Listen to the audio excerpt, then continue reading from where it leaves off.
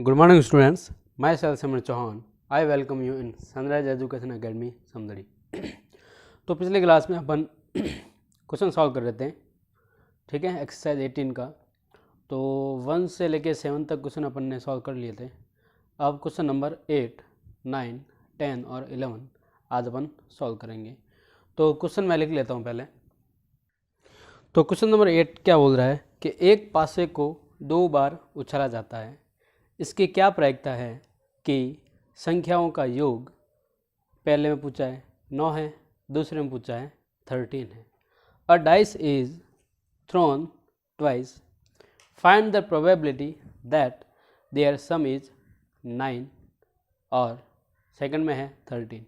मतलब क्या हुआ, एक पासे को 2 बार जब मैं फेंकूंगा तो दोनों टाइम अलग अलग नंबर आएंगे, है ना। तो अब प्रोबेबिलिटी ये पूछ रहा है कि जो दोनों बार अलग नंबर आएंगे उनका सम या तो 9 होना चाहिए, उसकी निकालो प्रोबेबिलिटी, और दूसरा बोला है 13 होना चाहिए, उसकी निकालो प्रोबेबिलिटी। ठीक है, प्रायिकता निकालनी है। ठीक है, तो इसमें 2 पार्ट है, तो अपन पहले फर्स्ट पार्ट कर लेते हैं। ठीक है, तो अपन मान लेते हैं कि ई लेट या फिर माना ई अपना क्या है, ई मतलब जो अपन को चाहिए इवेंट क्या चाहिए कि सम कितना आना चाहिए 9, मतलब अंकों का योग 9 आना, ये अपना पॉसिबल कंडीशन में है। ठीक है, इवेंट ये चाहिए मुझे। ठीक है, या फिर सम ऑफ नंबर इज 9। ओके, तो उसके लिए मुझे सबसे पहले क्या निकालना पड़ेगा, टोटल कंडीशन या फिर कुल परिणाम क्या क्या होंगे अपन को पता है। तो टोटल कंडीशंस या फिर कुल परिणाम, एक डाइस या फिर पासे को जब अपन फेंकते हैं तो मैंने बता रखा है ए की पावर टी वाला फॉर्म लगाएंगे, तो पासे के लिए या फिर डाइस के लिए a = 2 हो जाएगा, और टी कितना हो जाएगा क्योंकि 2 बार फेंका है तो 2, तो 6 की पावर 2 कितना हो जाए 36। तो टोटल रिजल्ट मेरे पास कितने आएंगे 36 आएंगे। और क्या क्या होंगे वो आपको मैं बताता हूँ कि क्या हो सकता है कि या तो पहली बार जब फेंका तब 1 आया हो, दूसरी बार जब फेंका तब भी 1 आ गया हो, या फिर पहली बार में 1 आया हो, दूसरी बार मेरे पास 2, फर्स्ट टाइम फर्स्ट, फिर थर्ड 1 या 4, 1, 5, 1, 6, या तो ये कंडीशन हो सकती है। ठीक है, या फिर पहली बार में 2 आ गया हो, दूसरी बार में 1, क्योंकि 2 बार फेंका है ना, या फिर पहली बार में 2, दूसरी बार में भी 2, या फिर पहली बार में 2, दूसरी बार में 3, पहली बार में 2, दूसरी बार में 4। इस तरह से अपन को बहुत सारी कंडीशन मिलेगी, और टोटल कंडीशन कितनी आ जाएगी, इस तरह से मेरे पास 6 आ जाएगी। या तो पहली बार में 3 आ गया हो और दूसरी बार जब फेंका तो 1 आ गया हो, ये भी तो हो सकता है। या फिर पहली बार मैंने 3 आया हो, दूसरी बार में 2। इस तरह से अपन सारी कंडीशन लिख लेते हैं। ठीक है, 4,1, 4,2, 4,3, 4,4, 4,5 और 4,6। तो ये क्या लिख रहा हूँ मैं, ये लिख रहा हूँ मैं टोटल रिजल्ट या फिर टोटल कंडीशन या फिर कुल परिणाम क्या क्या हो सकते हैं। ठीक है,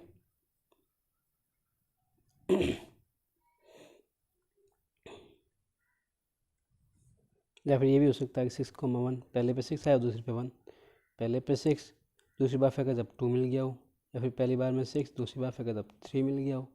यही कंडीशन हो सकती है अपनी, इसके अलावा और कितनी भी कंडीशन नहीं हो सकती। ये कितनी कंडीशन हो जाएगी, टोटल 6 हो जाएगी, 36 हो जाएगी। जैसे 1, 2, 3, 4, 5, 6, एक में 6 है, ये कॉलम कितने 1, 2, 3, 4, 5, 6, तो 6 6 कितना हो जाएगा 36। टोटल कंडीशन तो अपने पास आ गई 36। अब मतलब एन ऑफ ई की वैल्यू आ गई मेरे पास कितनी, एन ऑफ टी की वैल्यू कितनी आ गई 36। मुझे क्या चाहिए, पॉसिबल कंडीशन। पॉसिबल कंडीशन पहले किस चीज़ का पूछा है, सम 9 होना चाहिए, तो मैं निकालूंगा पॉसिबल कंडीशंस या फिर कुल संभावित परिणाम। संभावित परिणाम वही होते हैं जो अपन को क्वेश्चन में पूछ रहा है। क्या पूछ रहा है कि सम कितना आना चाहिए 9, उनको अंकों का योग कितना होना चाहिए 9। तो ऐसे नंबर चूज करो जहाँ पे अंकों का योग कितना हो रहा है 9। जैसे देखो 4 और 5 कितना हो जाएगा, 5 और 4 जोड़ोगे 9 हो जाएगा ना। सिमिलरली 5 और 4 कितना हो जाएगा 9, 6 और 3 कितना होगा 9, और 3 और 6 इनको भी जोड़ूंगा तो 9। और कोई ऐसे नंबर है जिसको अगर मैं दोनों को जोड़ूं तो मेरे पास 9 मिले? कहीं है क्या? कहीं नहीं, ये 4 ही होंगी। ठीक है, तो पॉसिबल कंडीशन में क्या क्या आ जाएगा कि 3,6 हो सकता है, 6,3 भी हो सकता है, या फिर 5,4 हो सकता है, या फिर 4,5 हो सकता है। यही अपने पास टोटल पॉसिबल कंडीशन, या फिर एन ऑफ पी की वैल्यू अगर मैं बोलूँ तो वो कितनी आ जाएगी 4। ठीक है, एन ऑफ पी मिल गया, एन ऑफ टी मिल गया। तो प्रोबेबिलिटी किसकी, ई की, किस चीज़ के लिए, ई क्या माना था मैंने, अंकों का योग 9 आना।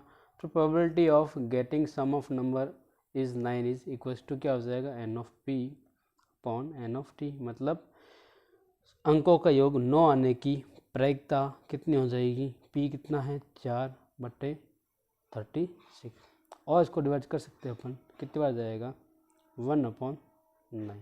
तो ये तो अभी फर्स्ट पार्ट हुआ है। सिमिलरली सेकेंड पार्ट भी हो जाएगा। अब सेकेंड पार्ट में ध्यान दो, क्या बोल रहा है, सम कितना चाहिए मुझे 13। तो सेकेंड पार्ट के लिए ये क्या मान लूँगा कि अंकों का योग 13 आना, सम ऑफ नंबर इज 13, ये मुझे चाहिए।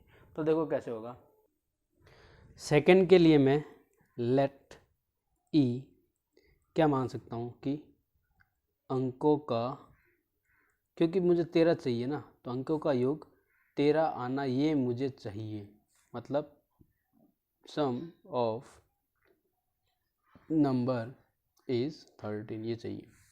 तो टोटल कंडीशन अब बार बार लिखने की ज़रूरत नहीं है, मैं नहीं लिख रहा, वैसे एग्जाम में पूछेंगे तो आपको लिखनी पड़ेगी। तो एक ही क्वेश्चन में पूछा है तो बार बार मत लिखो।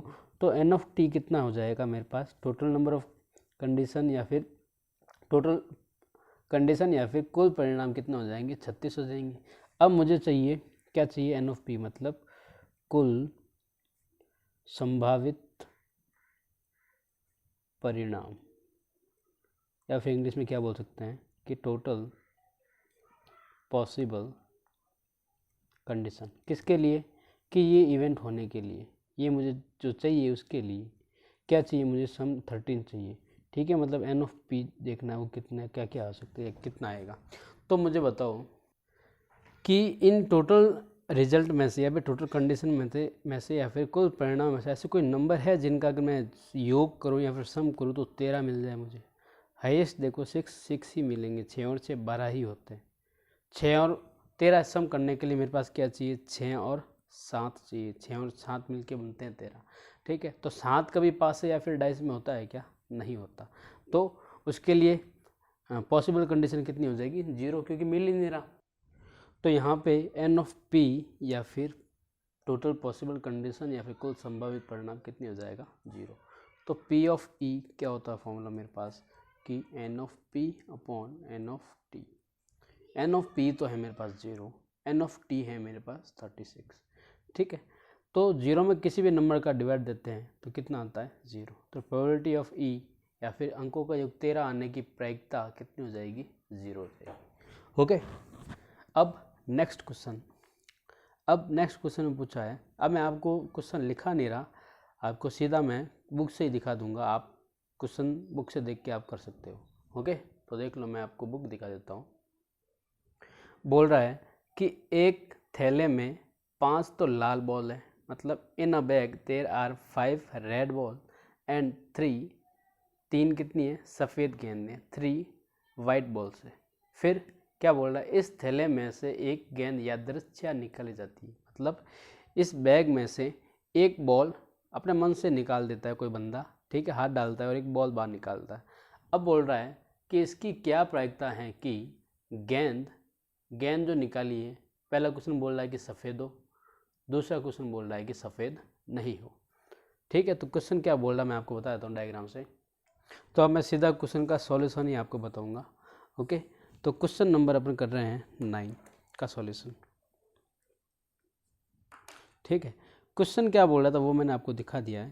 क्वेश्चन बोल रहा था कि एक बैग है मेरे पास, ये मान लो मेरे पास कोई एक बैग है जिसमें क्या बोल रहा है कि 5 तो है मेरे पास रेड बॉल, 5 क्या है रेड बॉल।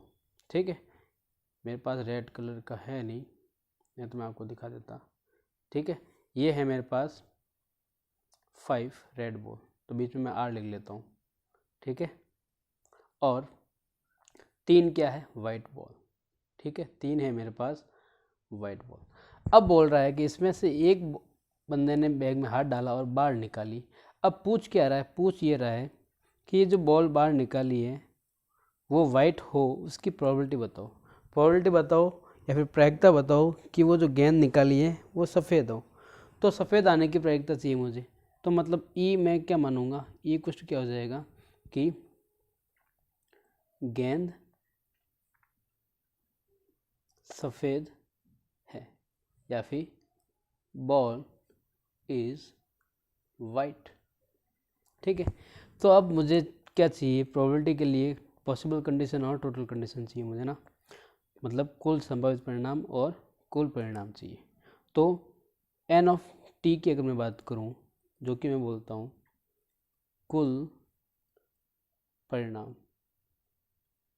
या फिर टोटल कंडीशंस, तो टोटल कंडीशन क्या है, क्या हो जाएगी, जो मेरे पास अवेलेबल है वो सारी, तो कितनी है बॉल है मेरे पास 1 2 3 4 5 6 7 8, कितनी है 8, तो टोटल कंडीशन मेरे पास ये 8 है, ठीक है। अब पॉसिबल कंडीशन चाहिए एन ऑफ पी।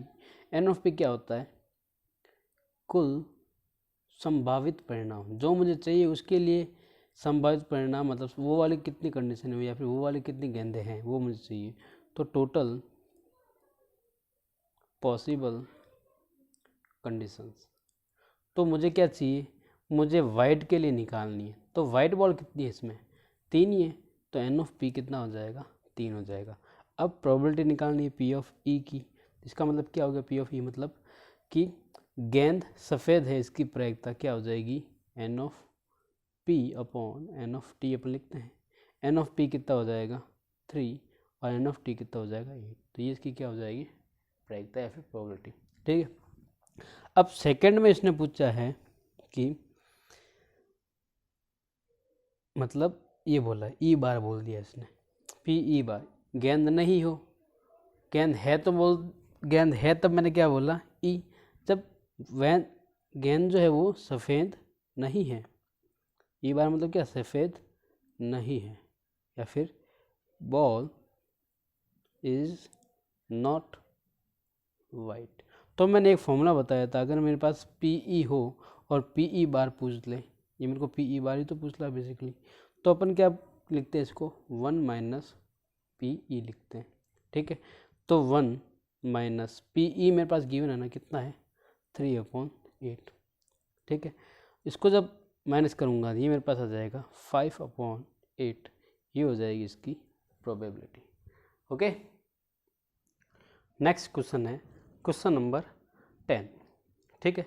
लिखा है कि किसी कारण 12 खराब पेन, ठीक है, 12 तो है खराब पेन 132 अच्छे पेनों में मिला दिए गए, ठीक है। ये कोई थैला होगा, मान लो उसमें 12 पेन खराब पड़े हैं, उसमें से 132 अच्छे पेन डाल दिए, मिक्स कर दिए दोनों को। अब बोल रहा है कि केवल देखकर यह नहीं बताया जा सकता कि कौन सा पेन खराब है और कौन सा पेन अच्छा है। अब ये तो कॉमन सेंस वाली बात है, एक थैले में अगर 12 खराब पेनें पड़ी होगी और 12 और 132 अच्छी पेन में जो चल रही है वो पड़ी होगी, तो क्या आप देख के बता सकते हो क्या कि ये वाली पेन खराब है और ये वाली पेन सही है, नहीं बता सकते ना। तो बस अब बोला है कि यदि एक पेन यादृच्छिक चुना जाता है, मतलब उसमें से एक पेन बाहर निकाला जाता है, जैसे बॉल में कैसे एक बॉल बाहर निकाली थी, सेम उसी की तरह ये है, एक पेन बाहर निकाला, तब बोल रहा है कि प्रायिकता ज्ञात करो कि वो जो पेन निकाली है वो अच्छी है, मतलब सही है, चल रही है, तो इसके अच्छे होने की प्रायिकता ज्ञात करो, ठीक है। तो क्वेश्चन अगर समझ में नहीं आया तो एक बार वापस से बुक में देख लेना, ओके। तो मैं आपको क्वेश्चन नंबर 10 का सॉल्यूशन बता देता हूँ, बहुत सिंपल, कुछ नहीं करना है। इसने क्या बोला कि 12 मेरे पास खराब पेन पड़ी है, ठीक है, 12 खराब है, एक बैग है जिसमें 12 खराब पेन पड़ी थी, 12 पेन पड़ी है, वो क्या है, खराब है, ठीक है, उसमें मतलब मान लो कोई मिस्टेक है, चल नहीं रही, और इसमें अब क्या डाल दिया ऊपर से 132 डाल दी है अच्छी, जो कि सही चल रही, गुड पेन्स, वो अच्छी डाल दी इसमें और मिक्स कर दिया।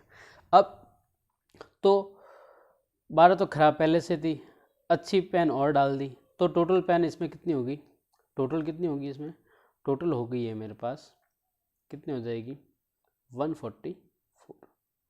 ओके, 12 पहले से ख़राब पड़ी थी, उसमें से 132 और अच्छी डाल दी, तो टोटल होगी इसमें 144। अब 144 है, अब ऐसे मैं देख के तो बता नहीं सकता कि ये वाली ख़राब है ये वाली सही है, इतना तो मैं मान नहीं हूँ, ठीक है।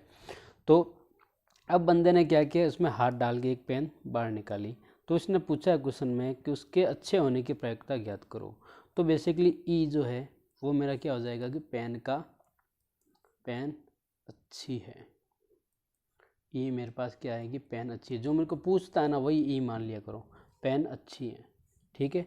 द पेन इज गुड, ठीक है।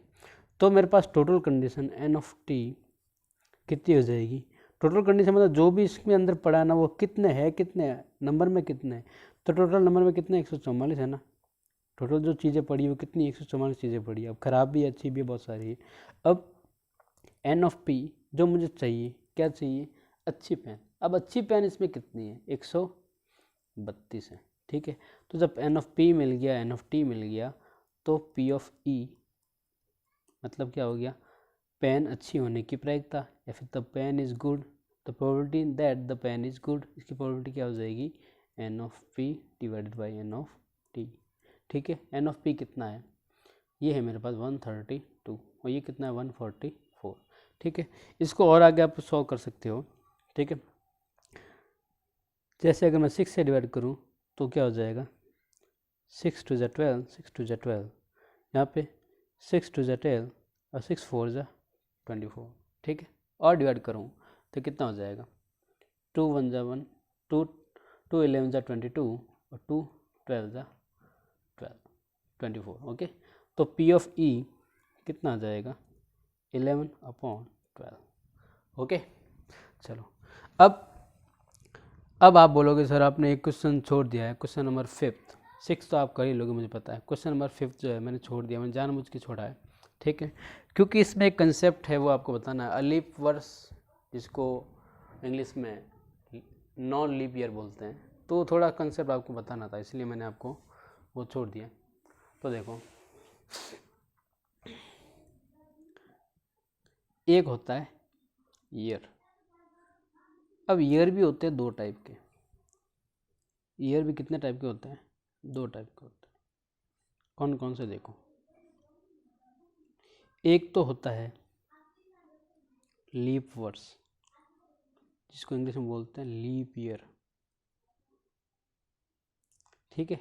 एक होता है अलीप वर्ष जिसको इंग्लिश में क्या बोलते हैं, नॉन लीप ईयर, ओके।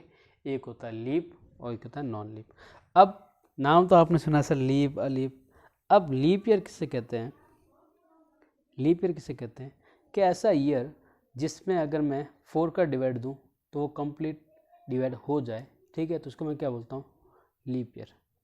तो इसको मैं लिख सकता हूँ कि this year is divisible by 4, मतलब हिंदी में बोले तो क्या हो जाएगा 4 से भाज्य वर्ष, ठीक है। 4 से भाज्य अगर कोई वर्ष है जिसमें 4 का पूरा पूरा भाग जा रहा है तो उसको मैं क्या बोलूँगा लीप ईयर, ठीक है।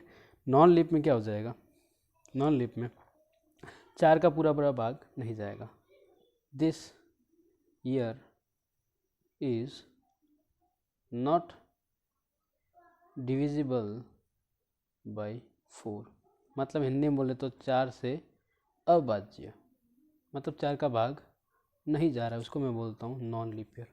अब एक और चीज़, लीप ईयर में जो है ना, लीप ईयर में अपने पास टोटल डे होते हैं 366 डे होते हैं, ठीक है, 366 डेज होते हैं। और नॉन लीप ईयर या फिर अलीप वर्ष में अपने पास डे होते हैं 365 डे या 365 दिन, ठीक है। अब वीक की अगर बात करूं तो वीक तो दोनों में ही 52 वीक होते हैं, मतलब 52 सप्ताह इसमें भी होते हैं और 52 सप्ताह इसमें भी होते हैं, लेकिन इसमें क्या होता है 2 दिन एक्स्ट्रा होता है, 2 दिन क्या होते हैं एक्स्ट्रा होता है। मतलब कैसे, देखो 52 वीक कैसा आया, 366 को 7 से डिवाइड करो तो ये जाएगा 52 टाइम्स, और 2 रिमेनिंग बचेगा, तो वो 2 डेज बच गए। ठीक है, तो इसमें कितना बचता है, इसमें बचता है 1 डे, 1 दिन रिमेनिंग बचता है।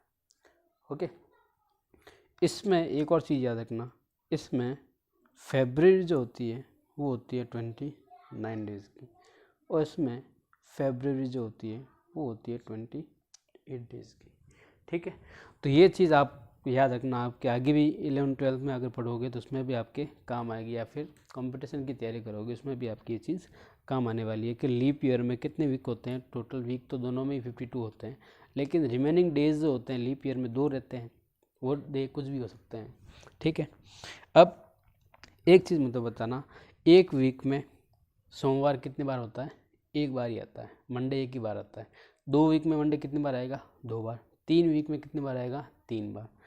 तो 52 वीक में कितनी बार आएगा, 52 टाइम्स आएगा। 1 वीक में मंडे 1 बार आता है, तो 52 वीक में कितनी बार आएगा, 52 टाइम्स। 52 टाइम्स, एक सप्ताह में सोमवार 1 बार आता है, तो 52 सप्ताह, वीक को अपन इंग्लिश में हिंदी में सप्ताह बोलते हैं। ठीक है, सप्ताह। एक वीक में मंडे 1 बार आता है, तो 52 वीक में या फिर 52 सप्ताह में मंडे कितनी बार आएगा, 52 बार। ठीक है, अब अगला दिन जो है 2 दिन एक्स्ट्रा बच गया। अब 2 दिन ये कुछ भी हो सकते हैं, Sunday Monday, Monday Tuesday, Tuesday Wednesday, Thursday Friday, Friday Saturday, Saturday और संडे, कुछ भी हो सकते हैं। और यहाँ पे 1 दिन बच गया, तो ये कुछ भी हो सकता है, Sunday Monday Tuesday Wednesday Thursday Friday Saturday, कुछ भी हो सकता है। अब अपन क्वेश्चन में आते हैं ताकि अच्छे समझ में आएगा। क्वेश्चन बोल रहा है कि एक अलिप वर्ष में 52 रविवार आने की प्रायिकता ज्ञात करो। क्वेश्चन नंबर 5 बोल रहा हूँ कि एक अलिप वर्ष में केवल 52 रविवार आने की प्रायिकता ज्ञात करो। इंग्लिश में अगर बोलना चाहे तो क्या बोल सकते हैं, in a non leap year find the probability of getting only 52 Sundays. वापस बोल रहा हूँ, in a non leap year find the probability of getting only 52 Sundays. Okay, तो ये कैसे करेंगे ध्यान देना। देखो क्वेश्चन नंबर है 5, सॉल्यूशन। तो ई मुझे क्या मान लूँगा मैं, ई मुझे क्या चाहिए, 52 संडेज।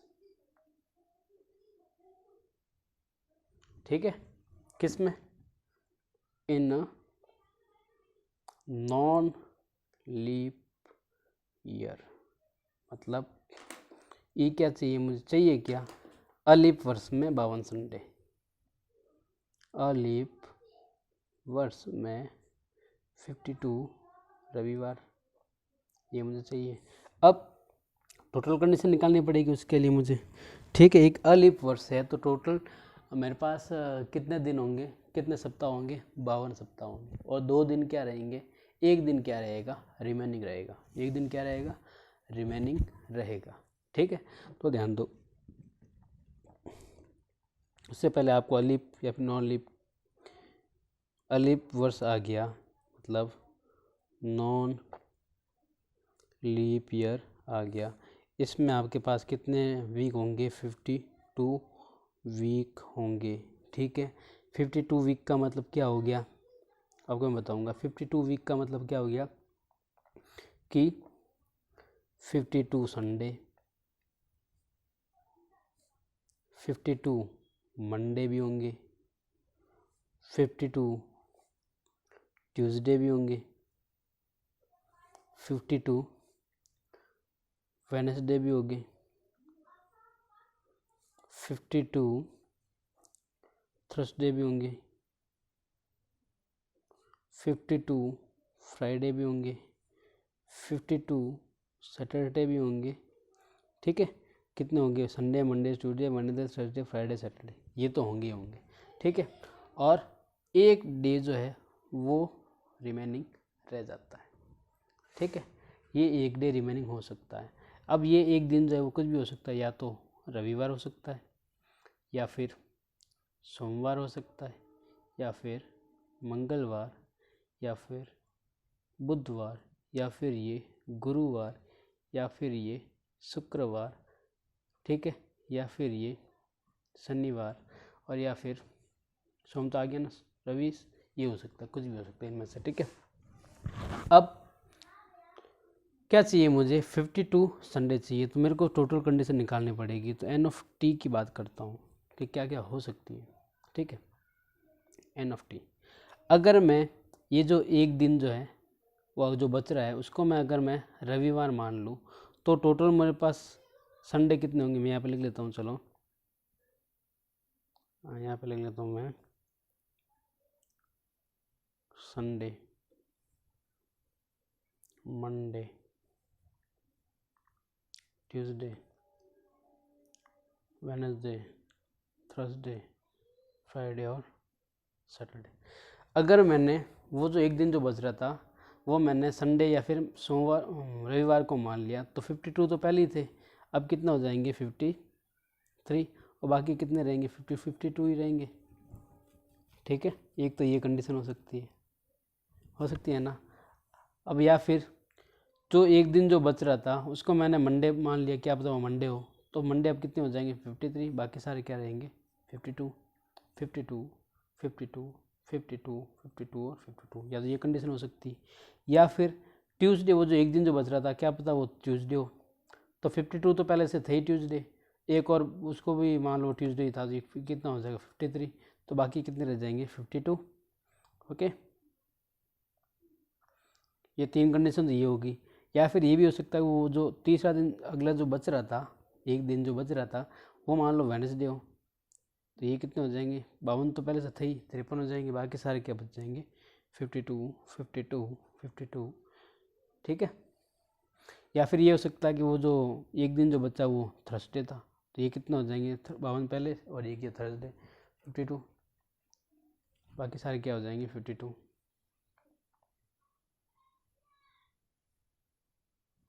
या फिर ये हो सकता है कि वो जो एक दिन बचा वो थर्सडे था, फ्राइडे था, ठीक है, तो 52 तो फ्राइडे पहले से थे और एक दिन जो था वो भी आ गया, तो ये कितने हो जाएंगे 52, 53, बाकी सब क्या हो जाएंगे 52। या फिर ये हो सकता है कि वो जो एक दिन जो बच रहा है वो क्या हो सैटरडे हो, तो 52 तो पहले से थे ही और एक दिन वो भी जो बचा वो भी सैटरडे भी हो गया, तो 53 सैटरडे हो जाएंगे, बाकी सारे क्या रहेंगे 52 डेज, ठीक है। तो अब पूछा क्या है मुझे, ये तो टोटल कंडीशन आ गई। टोटल कंडीशन कितनी आई मेरे पास, एक तो ये कंडीशन, दूसरी ये, तीसरी ये, चौथी ये, पांचवी ये, छठी ये, सातवीं। कैसे कि मैंने पहला जो एक दिन जो बच रहा है उसको रविवार मान लिया, फिर या फिर सोमवार मान लिया, या फिर मंगलवार मान लिया, या बुधवार, गुरुवार, शुक्रवार और शनिवार मान लिया, ये भी कर सकता हूँ मैं ना, ठीक है। तो अब मुझे पूछा क्या है कि एन ऑफ पी की अगर मैं बात करूँ, एन ऑफ पी क्या है कि 52 संडे चाहिए, तो 52 संडे कहाँ कहाँ है, किस किस में है, कितनी बार है 52 संडे, देखो 1 2 3 4 5 6 बार है 52 संडे। तो टोटल कंडीशन मेरे पास कितनी है, टोटल कंडीशन तो 7 है ना, 1 2 3 4 5 6 7, तो पी ई क्या हो जाएगा कि n of P upon n of T, तो क्या आ जाएगा 6/7, एन ऑफ पी कितना 6 और एन ऑफ टी कितना है 7, तो कितना हो जाएगा 6/7। क्वेश्चन नंबर 11 जो है ये आपको होमवर्क में करना है, ठीक है। वैसे इसी के साथ अपना चैप्टर जो है 18 ये कंप्लीट हो जाता है, ठीक है। तो क्वेश्चन नंबर 7 होमवर्क में आपको क्या करना है, क्वेश्चन नंबर 7 क्या रहे 11, ओके, क्योंकि आपको मुझे पता है ताश की नॉलेज होगी, ठीक है।